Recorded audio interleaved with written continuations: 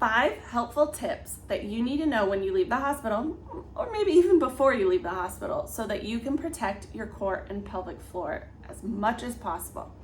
Okay, tip number 1 is going to be to make sure that when you go to stand or lift something like baby, that you exhale before you do that. So as you go to stand, start your exhale thinking about lifting the pelvic floor and tightening the core as best you can, but use that exhale to help you then stand and lift.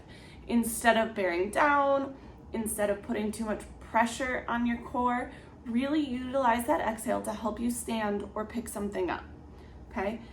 So lift on the heart, or exhale as you lift, exhale as you stand.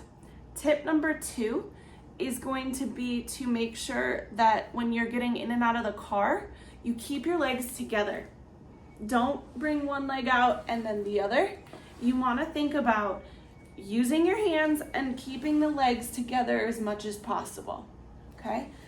Tip number 3 is going to be to roll over in bed or on a floor, wherever you might be, completely roll over to your side before you go to get up, okay? Don't try and sit up from your back.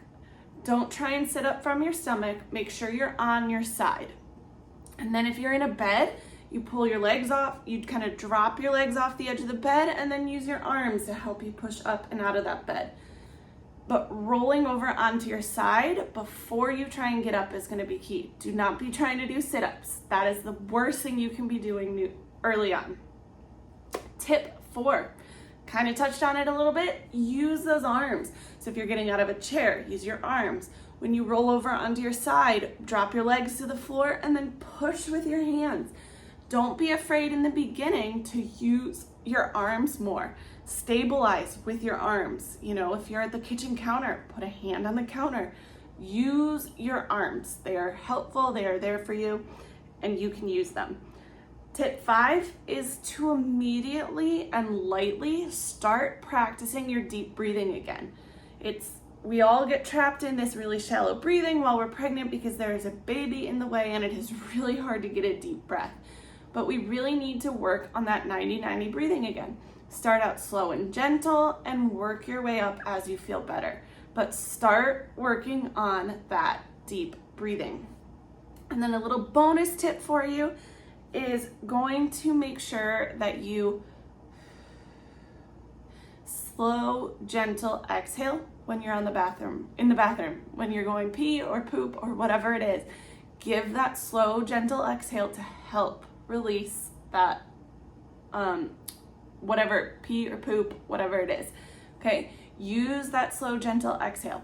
So really quick, tip number 1, exhale to lift or stand.